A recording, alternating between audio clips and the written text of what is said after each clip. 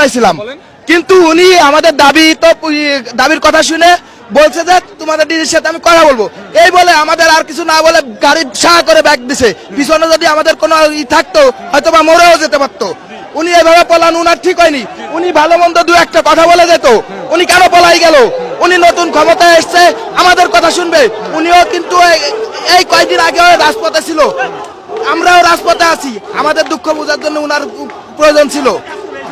উনি ওনার কাছে একটাই দাবি, এবার না বলে আমাদের কথা শুনতো, আমাদের প্রাণের দাবি শুনে নিত, শুনে আমাদের যে কোনো একটা সান্ত্বনা দিয়ে যেতে পারতো। উনি কোনো সান্ত্বনা নিয়ে দিয়ে উনি বরাবর গাড়ি ব্যাগ ফিরে চলে গেলেন।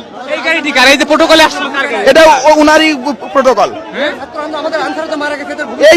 এই যে উনাদের এই ছাত্র আন্দোলনে আমাদের আনসার, সাধারণ আনসার সিভিলে ছাত্র হিসেবে এসে আন্দোলন করছে।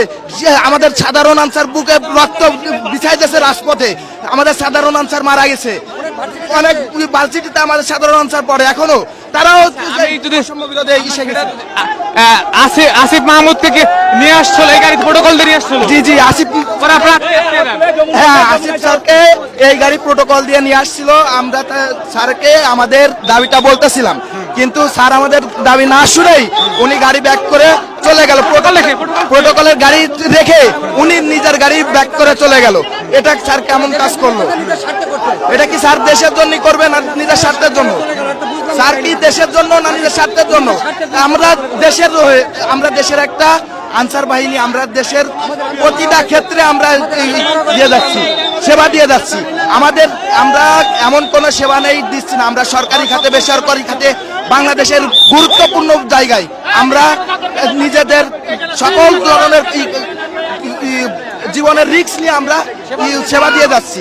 তারপরও ইনি আমাদের কোনো কথা শুনলেন না, এভাবে চলে যাওয়া না ঠিক হয়েছে বলেন? দেখছেন এই মুহূর্তে কিন্তু আনসারের যে আসিফ মাহমুদের যে গাড়িটি ছিল সেই গাড়ির যে প্রোটোকল, সেই প্রোটোকলটা দেখছেন এই মুহূর্তে আটকে রয়েছে এবং তাদেরকে এখন পর্যন্ত ছাড়েনি। আমরা যদি দেখাই এই মুহূর্তে দেখছেন, লাইক দিন, সাবস্ক্রাইব করুন, সাথে থাকুন।